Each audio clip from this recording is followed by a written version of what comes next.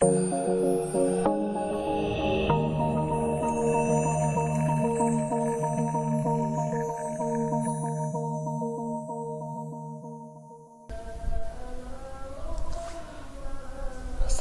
warahmatullahi wabarakatuh.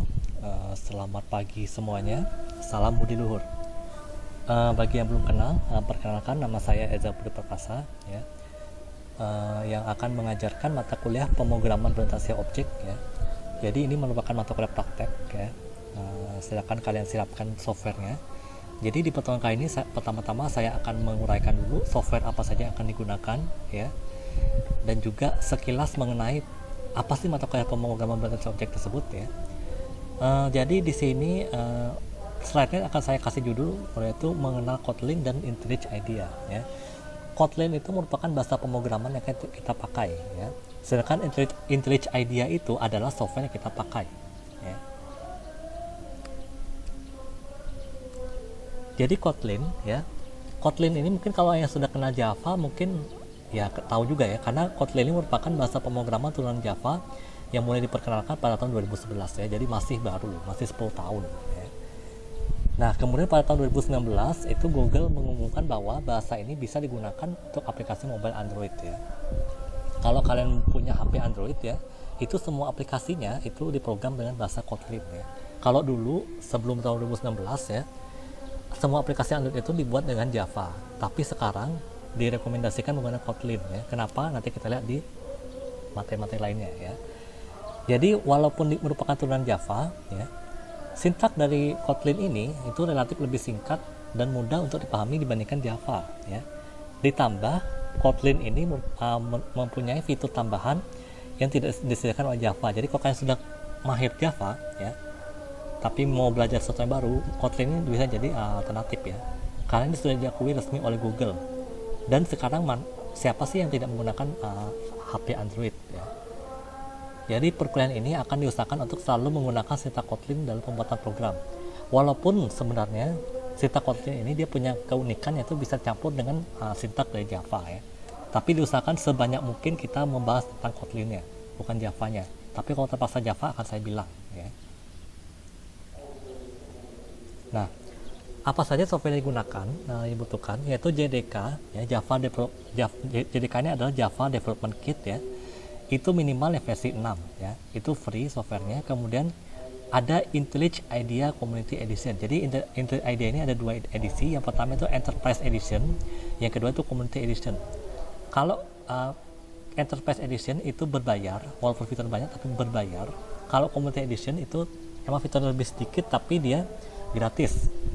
Saya rasa untuk pemrograman Kotlin ini, ya, cukup dengan Community Edition saja, karena itu sudah ada, ya, sudah lengkap gitu, ya, untuk Kotlin. Kecuali kalau kalian mau pakai bahasa pemrograman yang lain, karena IntelliJ IDEA ini dia mendukung bahasa pemrograman yang saya tahu, ya, ada Java, ada Kotlin, ada Groovy, ya.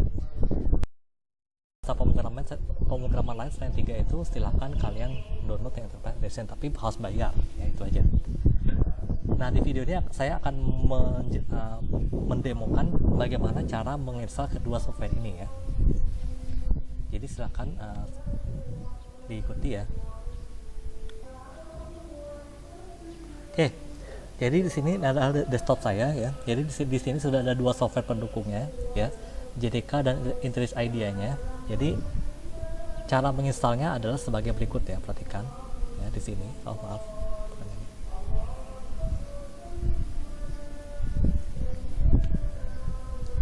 Oke, jadi pertama-tama download dulu JDK-nya, ya. JDK cari aja di internet, ya, gampang kok nyarinya. Silakan dibuka softwarenya, masternya. Misalnya saya download JDK versi 8, ya. Ingat minimal versi 6. Silakan double klik masternya ini.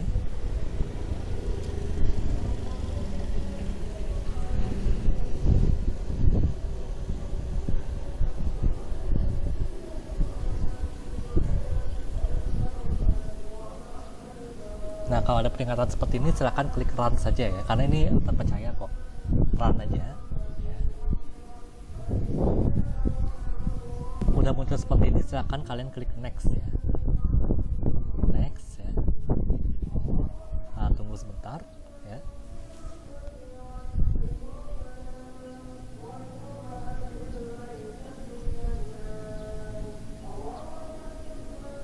Nah, ini udah muncul ya. Lalu klik next lagi ya, next. Nah, tunggu sebentar.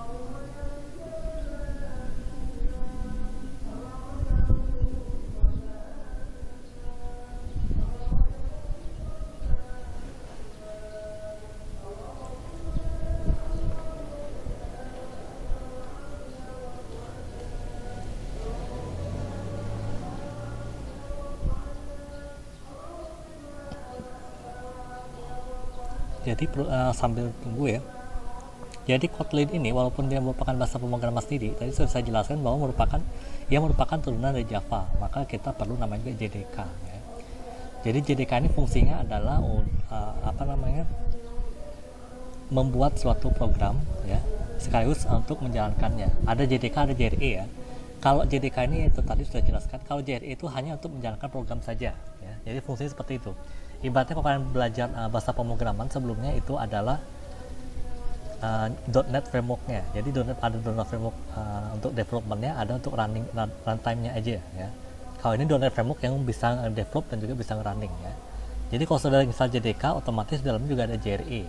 Tapi kalau kalian hanya ingin menjalankan aplikasi berbasis Java saja ya, silakan kalian download JRE-nya saja ya. Jadi ada dua pilihan nanti di halaman downloadnya ya. Tapi untuk membuat program itu harus ada JDK-nya ya. Wajib ya. Walaupun Kotlin itu merupakan bahasa yang berdiri sendiri ya, tapi tetap digantung oleh Java. Kalau sudah muncul seperti ini, coba lihat di sini ada destination folder ya, nggak usah dirubah, next aja ya, next aja. Nah, tunggu lagi ya. Nah, ini tunggu lagi di install ya. Tadi kan baru di ekstrak ya, sekarang kita akan menginstalnya.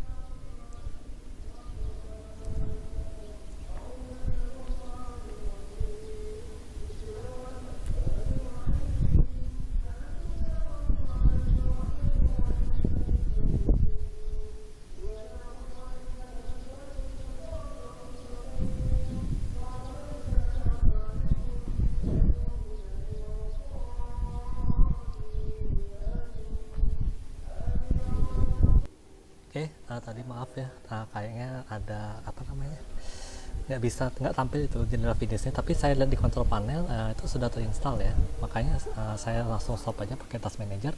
Oke, jadi selanjutnya adalah kita harus menginstal juga Interest IDE-nya. Jadi ini saya download dari situsnya ini ya, saya buka dulu ya.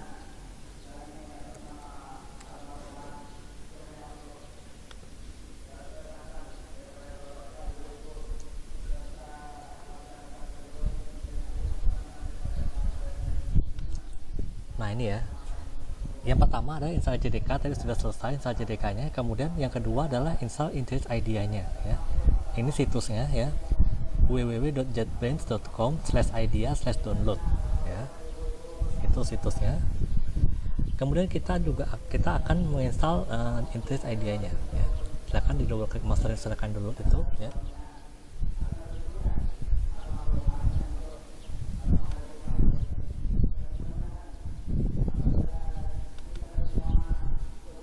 Biasa kalau muncul seperti ini silahkan di run saja ya, run. Nah, tunggu sebentar ya.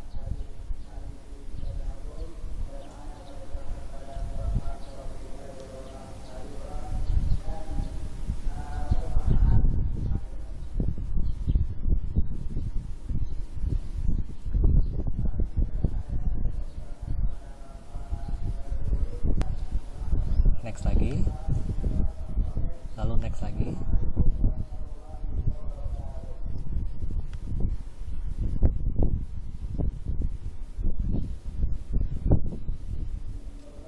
Nah, di access option ini silakan kalian create desktop shortcut ya. Kalau kalian punya laptop 32 bit silakan dicentang 32 bitnya, tapi saya punya 64 bit ya, saya centang aja 64 bitnya. Jadi shortcut di desktopnya ya biar enak. Kemudian update konteks menu, add open folder as project dicentang juga. Kemudian association-nya, kalau kalian mau Java silahkan dicentang Java-nya, tapi saya nggak mau Java-nya, maka saya cukup centang .kt-nya saja. Jadi .kt ini adalah esensi dari program yang ditulis dengan bahasa Kotlin ya. Silakan kemudian klik next ya, lalu install. Tunggu sebentar. ya.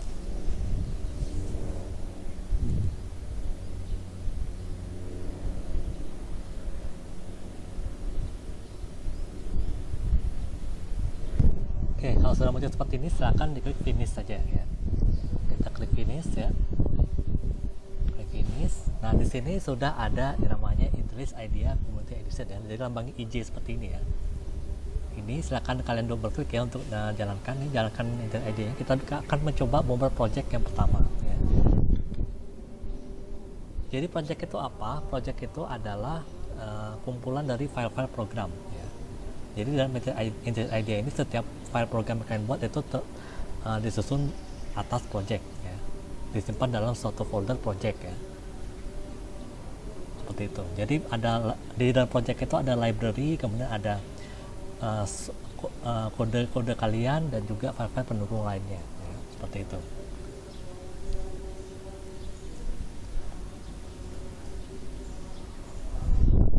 Nah, kalau sudah muncul seperti ini silahkan kalian klik new project ya, new project yang logo plus ini silahkan kalian klik ya.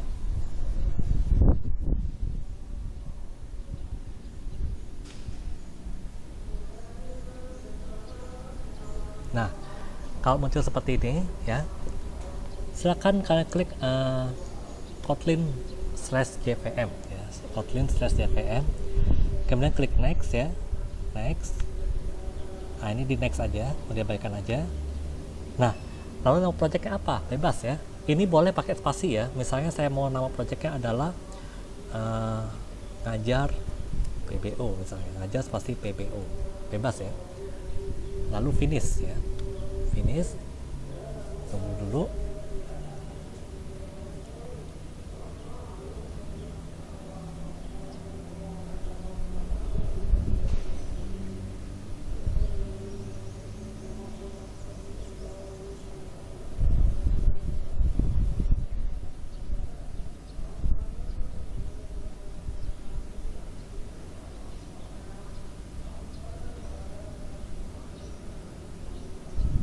Nah, di sini ada saya pesan dulu ya. Nah, ini di sini ada namanya ngajar PBO tadi, kemudian di sini ada folder namanya SRC. Nah, SRC inilah yang akan menampung semua file-file program kalian. Jadi silakan kalian klik kanan folder SRC-nya ya. Klik kanan. Kemudian new, pilih Kotlin class atau file ya. Pilih ini. Kemudian ketikkan nama file yang akan kita buat. Jadi jangan pilih kelas tapi pilih file ya. Tekan aja panah bawah sekali ya. Kemudian nama file programnya apa. Nah, berbeda dengan Java ya, file Kotlin ini dia boleh pakai spasi ya. Jadi kalau Java itu kan harus sama dengan main class-nya, tapi kalau Kotlin tidak ya, dia tidak ketat ya. Misalnya namanya adalah program pertama misalnya. Enter aja, nggak usah pakai .kt-nya. Enter.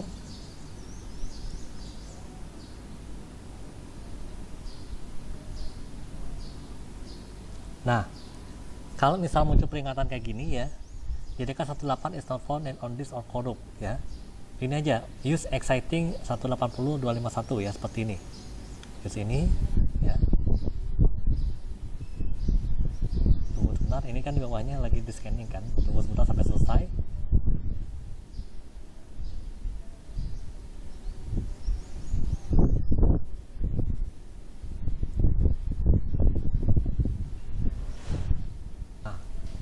Kalau sudah seperti ini silahkan kalian configure ya. Ini kan Kotlin not configure, silahkan klik configure ya. Configure, kemudian pilih Java ya. Lalu ini nggak usah di ini, kita oke aja ya, oke.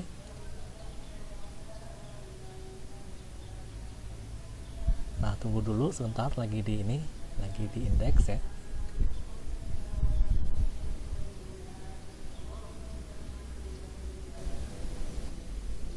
Nah, ini tunggu dulu lagi di analisis. Nah, udah oke.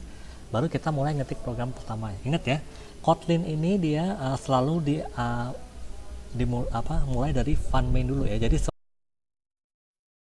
fun itu maksudnya fungsi ya, atau fungsi itu prosedur. Jadi fun main ya, seperti ini. Kemudian kurung perawal. Kemudian apa yang kita tampilkan, misalnya kita mau nampilin hello world misalnya, jadi print ln buka kurung dan petik hello world atau seperti itu ya. Nah seperti inilah kodenya. Kemudian untuk menjalankannya seperti apa? Untuk menjalankannya silakan kalian klik ini ya, klik play kecil ini, kemudian klik run program pertama KT. Nah, seperti ini ya.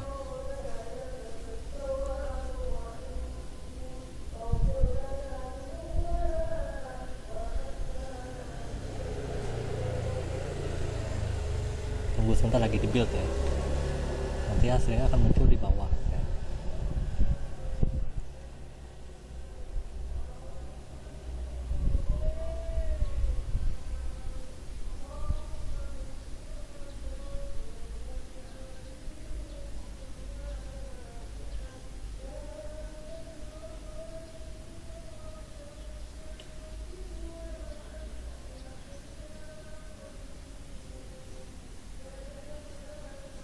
Nah inilah hasilnya ya, hello world ya, seperti itu. Misalnya kita mau bikin program lagi nih, kalau bikin program ini gampang caranya, klik kanan lagi src-nya, kemudian new Kotlin class file ya, kemudian klik lagi misalnya mau program apa, kenalan misalnya, kenalan ya. File, klik lagi, jangan lupa fun main-nya ya, setiap kali kita ketik program harus ada fun main-nya, itulah yang akan dijalankan pertama kali ya. Fun main, kemudian print ln misalnya, print ln ini maksudnya cetak ya, cetak tulisan ke monitor. Print ln misalnya hi salam kenal ya. Kemudian enter, kemudian print ln lagi, nama Eza misalnya, nama saya.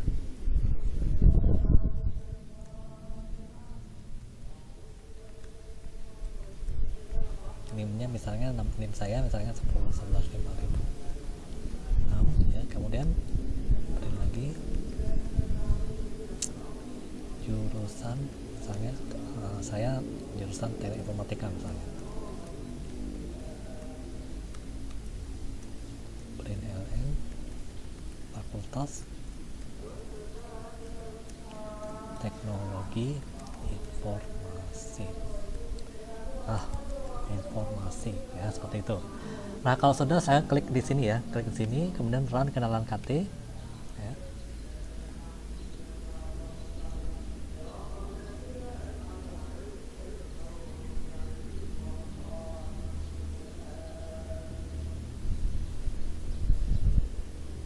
Nah ini yang kita tampilkan ya. Nah, jadi di sini saya akan menguraikan apa itu mata kuliah pemrograman berorientasi objek itu ya. Jadi di sini, kalau apalagi kalian mungkin yang jurusan sistem informasi atau manajemen informatika ya, itu pasti berkenal dengan namanya sistem ya. Jadi teknik pemrograman itu sudah mengalami evolusi ya. Ada yang namanya pemrograman terstruktur atau procedural programming, kemudian ada pemrograman berorientasi objek atau object oriented programming ya. Jadi pemrograman terstruktur itu ya, dia fokus pada manipulasi data oleh programmernya ya. Kemudian dia mengimplementasikan urutan langkah untuk menyelesaikan masalah dalam bentuk program ya. Jadi dalam pemrograman terstruktur ini, aktivitas pemrogramannya itu memperhatikan urutan langkah perintah secara sistematis dan logis, serta tersusun berdasarkan algoritma yang sederhana dan mudah dipahami ya. Itu pemrograman terstruktur ya. Kemudian prinsipnya adalah jika suatu proses telah sampai pada suatu titik atau langkah tertentu, maka proses selanjutnya tidak boleh dieksekusi langkah yang sebelumnya tadi ya, kecuali pada proses pengulangan ya. Prinsipnya seperti itu. Nah, sifat dari pemrograman terstruktur adalah dia memuat teknik pemecahan masalah yang logis dan sistematis ya. Kemudian dia membuat algoritma efisien, efektif dan sederhana ya. Lalu program itu akan disusun dengan logika yang mudah dipahami. Lalu dia tidak menggunakan perintah goto ya, tidak ada perintah goto. Lalu biaya pengujiannya relatif rendah ya, memiliki dokumentasi yang baik, serta biaya perawatan dokumentasinya relatif rendah ya. Contoh pemrograman terstruktur seperti tadi ya, saya demokan tadi ya, itu namanya pemrograman terstruktur ya. Jadi contoh bahasa pemrograman terstruktur adalah COBOL, ya, kemudian Prolog, lalu bahasa C, ya, Pascal, Delphi, dan juga Kotlin. Ya. Kotlin ini tadi itu ya contohnya, ya, itu pemrograman terstruktur. Ya. Kemudian pemrograman berorientasi objek ini namanya juga pemrograman berorientasi objek, jadi dia fokus atau berorientasi pada objek. Ya.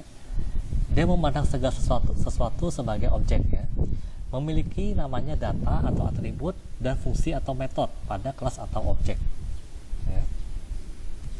Nah, contoh bahasa pemrograman berorientasi objek itu ada Visual Fox Pro, ya, kemudian ada Java, ya, ada C++, ada Pascal. Jadi Pascal ini bisa PBO, bisa juga terstruktur, ya. Kemudian ada VB.NET yang sudah kalian pelajari bahasa pemrograman.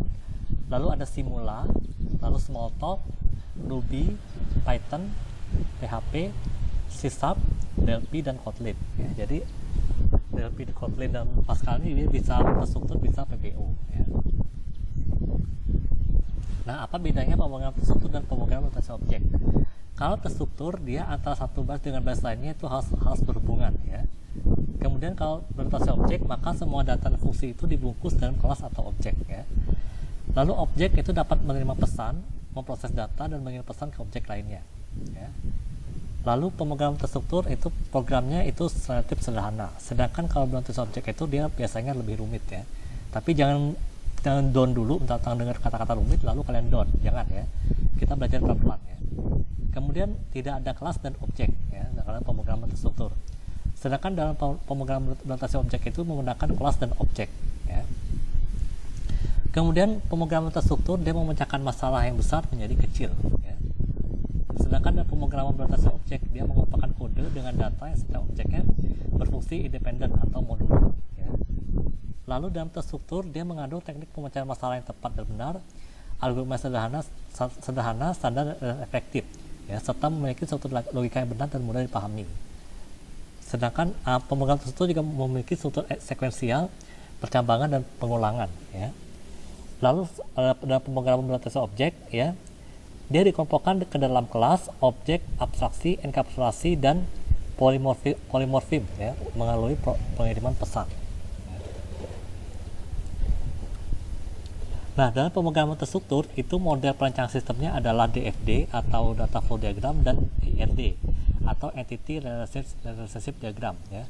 Sedangkan dalam PBO dia model perancangannya adalah UML atau Unified Modeling Language, ya. Yang jurusan SI atau MI mungkin tahu ya UML apa. Utamanya adalah kelas diagram, ya. Jadi ada activity diagram, ada sequence diagram dan sebagainya, tapi yang dipakai adalah kelas diagram, ya. Kemudian dalam terstruktur dia menggunakan tata cara yang teratur untuk mengoperasikan data.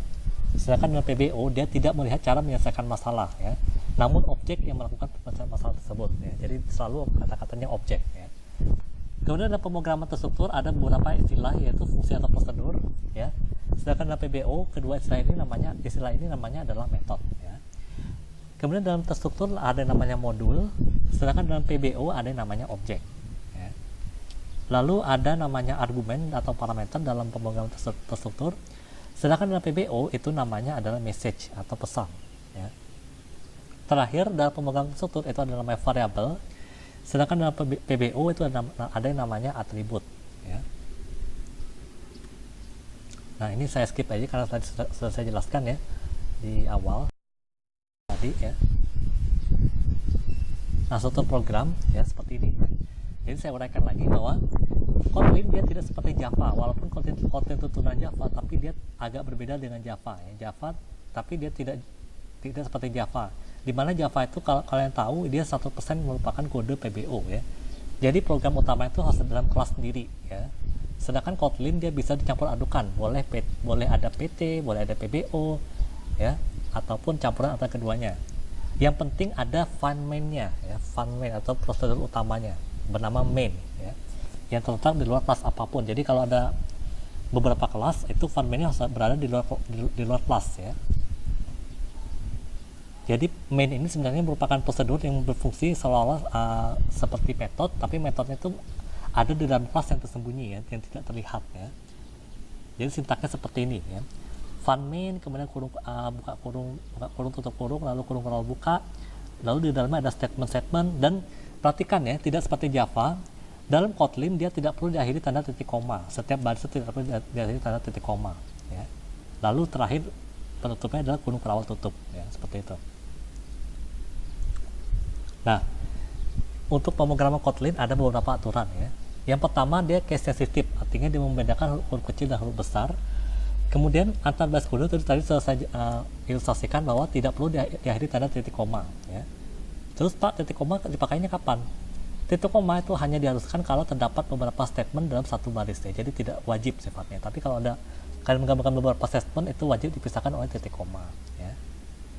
Kemudian Kotlin seperti saya jelaskan tadi bahwa dia bisa dicampur adukan dengan beberapa kode Java ya, walaupun ada beberapa kode yang tidak kompatibel dengan Kotlin ya.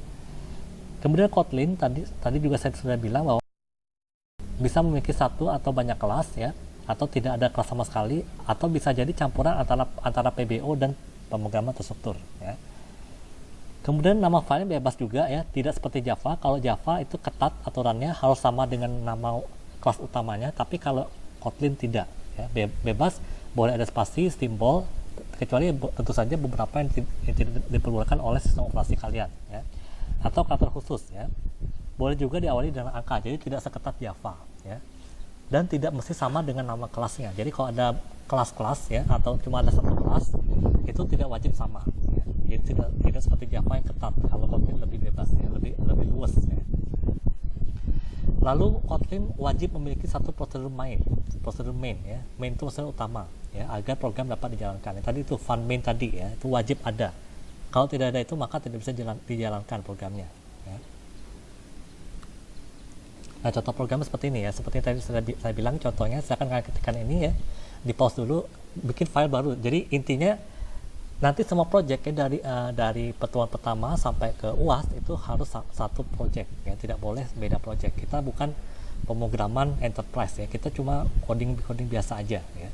Jadi tetap dalam satu project. Anggap saja project itu adalah penampung dari seluruh program kalian ya. Jadi folder, anggap saja itu folder penampung codingan untuk belajar kalian, seperti itu. Silakan kalian pause dulu, kemudian ketikkan ya.